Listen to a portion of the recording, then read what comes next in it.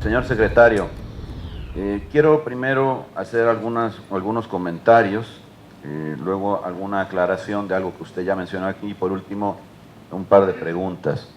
Mire, hemos encontrado, a usted le toca el turno como el último de los comparecientes con motivo de la glosa de este quinto informe. De acuerdo a su condición de secretario de gobierno, lleva usted implícito en la posición de jefe de gabinete, tal como lo establece la ley. Yo quiero decirle que en este informe de gobierno, en todas las secretarías, no voy a exagerar, no en todas, pero en la inmensa mayoría, cuando le revisamos el informe de gobierno y anexo estadístico y hacemos comparativos, que es nuestra obligación, encontramos un sinnúmero de errores. Y alguna de la respuesta de los secretarios ha dicho es que yo no hago ese informe. Al final yo me dedico a lo mío, yo paso los datos y otra área es el responsable. Entiendo que para corregir el quinto informe ya es tarde, pero sí es una recomendación para que, bueno, pues se haga el trabajo bien ahí, ¿no? La responsabilidad sé que, bueno, de la edición es tal vez de la editora de gobierno, pero del compendio de la información, bueno, como no se nos ha dicho, deduzco por su condición de jefe de gabinete que será suya o de la oficina de programa de gobierno del mismo dependiente del Ejecutivo, no lo sé, pero al final de cuentas de ninguno de los demás ha dicho que sea suya. Y sí, la verdad es que hay errores que la verdad hablan muy mal del gobierno, porque no solamente estamos hablando de cifras que a lo mejor pudieran maquillarse, que también lo hay, ¿no?, sino en el asunto de muchas cifras que no coinciden cuando revisamos un año contra otro del mismo renglón, pues de repente ya se cambiaron los números y bueno, no aparecen luego datos, informes de financieros que no están reflejados ahí en su avance, en ceros, en fin, cosas de ese tipo, ¿no? Otro asunto que tiene que ver estrictamente con lo que es la política interior, que también depende de su secretaría, es el relativo a las iniciativas, a la opinión que sobre ellos se tiene que dar el gobernador a través de su dependencia, pues de las que se están llevando a cabo. Mire, es el caso que ayer se presentaron a este Congreso 3 iniciativas del gobernador, referente a esos tres temas que se reducen exclusivamente a la Contraloría para votarla de manera ahora mayoritaria por 2/3 partes, a la Fiscalía Especializada en Delitos Electorales en Anticorrupción y al asunto que tiene que ver con el fuero. En las tres materias ya había iniciativas y nunca se han tomado en cuenta, nunca se tomaron en cuenta. Pues aquí se dice en los pasillos que al final de cuentas, mientras no venga a la oficina del gobernador, pues no se toman en cuenta. Incluso una de un diputado del PRI, quiero decirle, secretario de esta comisión, por cierto, el diputado Marco Antonio del Ángel, que la presentó, ya tiene más de un año. Y también tuvo el mismo destino que las que presentaron los diputados del PAN. Lo digo por aquello de los camiones, ¿no? Que pues sean parejos para todos, para el PRI, para el PRD, para el PAN y para todos, pues las iniciativas también, cuando son pues de avanzada, debían de tomarse en cuenta, aunque provengan en lo individual de algún partido, incluso de un diputado de su partido.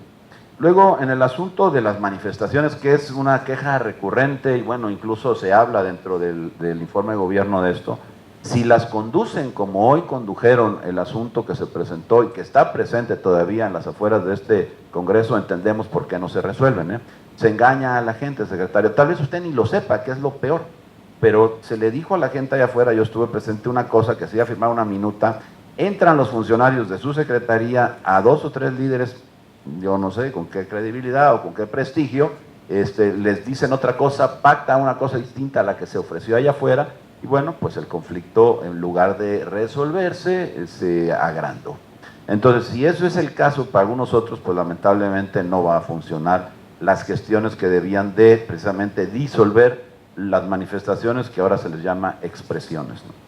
En el asunto, no lo iba yo a tocar, pero usted lo mencionó cuando le contestó al diputado Luz Velázquez del PRD en el tema de la deuda.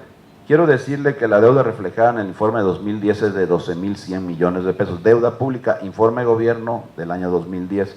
Informe de gobierno del año 2015 hablamos de más de 43.000 millones de pesos. El gobernador no nos ha hablado con la verdad cuando dice que no ha crecido la deuda. La deuda ha aumentado en esta administración y en esta reestructura particularmente usted dijo que era una reestructura, no un crédito nuevo. Quiero decirle que 1.700 millones de los 21.700 se dedicarán a infraestructura nueva se dice ahí que por lo tanto no para pagar deuda, consecuentemente significa aumento de deuda. Esto lo confirmé ya, por cierto, con el secretario Gómez Peregrín, que tal como lo ofreció en su comparecencia, nos recibió unos días después y bueno, lo tuvo que aceptar en esas condiciones, solamente para poderlo aclarar. Un asunto que sí quiero que me pudiera dar la información, secretario, es, ahí estuvo el secretario de antes, el secretario del Trabajo, y dijo que todos los secretarios tienen asignadas distintas áreas, él particularmente la zona de Zongolica. Tenemos registrados pues en actos públicos, en eventos, la entrega de despensas, de apoyos, de todo. Quisiera que me diera, por favor, la lista de qué secretarios están asignados a qué áreas y qué tipo de apoyos y montos han ido entregados. Como coordinador de gabinete seguramente lo puede tener, porque lamentablemente vemos que esto se puede prestar a interpretaciones que no ayudan al gobierno, por supuesto tampoco a su secretaría. Él dijo aquí que era una práctica que tenía el gobernador y que estaban asignadas a distintas áreas los secretarios y que cada secretario tenía un área del Estado asignada. Por favor, díganos a qué áreas están asignadas cada uno de los secretarios y qué áreas le tocan o distritos para poder tener una idea de a quién dirigirnos cuando también nosotros necesitemos antes. Algo más, secretario. Como coordinador también, como jefe de gabinete, en la estrategia del programa Adelante, se establece ahí en las reglas de operación la obligación de contar con un padrón. Ha de saber usted que la SEDARPA es la dependencia que probablemente tenga el mayor número de programas. Pues no aparece nada, absolutamente. Cuando revisamos los datos, entramos a las páginas de información, no aparece ningún padrón, o más bien aparece uno, sí, con 2 beneficiarios en toda la SEDARPA. Pero cuando se habla de la credencialización, no se obtiene ninguna información de credenciales, absolutamente de ninguna. Entonces, bueno, este programa evidentemente pues está faltando a las reglas de operación, o este sistema está faltando a las reglas de operación. Aquí lo presumieron varios secretarios y no hemos podido encontrar en ningún lado que se haya dado cumplimiento a esta obligación autoimpuesta para poder tener el control y que no se haga uso de estos programas pues de manera distinta a lo cual son los fines. Entre ellas podríamos hablar de la forma electorera. En el otro asunto, en el centro de inserción en el municipio de Medellín, ya van con 2 años, secretario, que queremos información de qué ha pasado con él. En los informes de gobierno del año pasado y el de se refleja una inversión de 59 millones de pesos. Se lo preguntamos el año pasado al secretario de Seguridad Pública, nos dijo que ya no era de él, que era de la CIOP. Se lo preguntamos este año de la CIOP, nos dijo, no sé nada, porque no estaba suspendida. Lo cierto es que hay 59 millones de pesos que se reconocen invertidos ahí, que no se ven por ningún lado. Si usted visita la obra, yo ya lo hice, y la verdad es que ahí no se puede justificar de ninguna manera la inversión de 59 millones de pesos, y no sabemos qué ha pasado con ello. Entonces, si nos puede usted decir también como jefe de gabinete, qué es lo que está pasando con esto.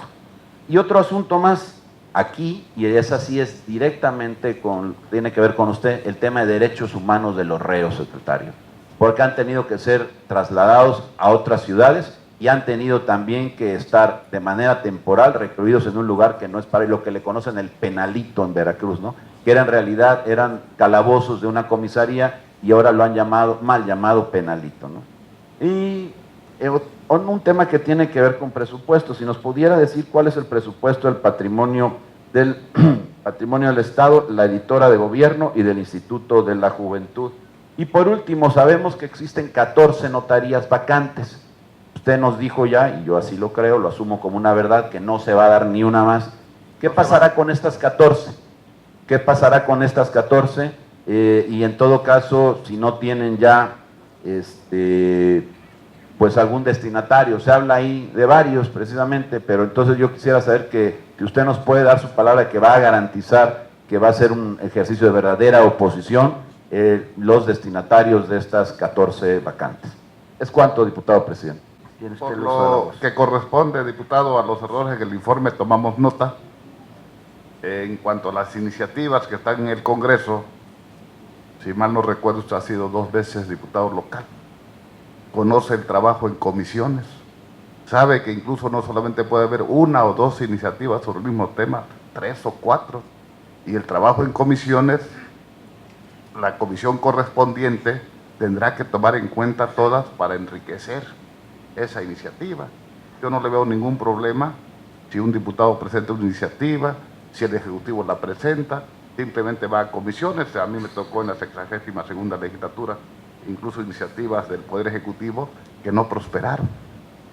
Y bueno, ese es el trabajo de comisiones y cada quien debe cumplir con su responsabilidad. En los distritos asignados no tengo la información en este momento, voy a preguntar a la Secretaría de Desarrollo Social, al programa Adelante, para ver cuáles son los municipios prioritarios y qué servidores públicos están designados en esos distritos. Porque hay un trabajo, hay un trabajo de responsabilidad de cada servidor público. Lo pregunto y con mucho gusto le contesto. El Centro de Reinserción de Medellín no le corresponde a mi área, es la Secretaría de Seguridad Pública la que lleva la prevención, pero también solicito la información y con mucho gusto se la paso por escrito. Por lo que corresponde al penalito, realmente no sé cómo esté funcionando ese penalito. Y hay, como lo comenté, 14 notarías públicas vacantes, lo preciso. No se va a crear una sola notaría, creación de notarías. Para crear una notaría se requiere mínimo 25.000 habitantes y va en función del servicio. Hay 14 notarías vacantes. Hay una ley del notariado. Aquel abogado que crea o quiera o aspire a ser notario tendrá que presentar su examen. Sí, son 2 exámenes, primero de aspirante a notario y luego de notario.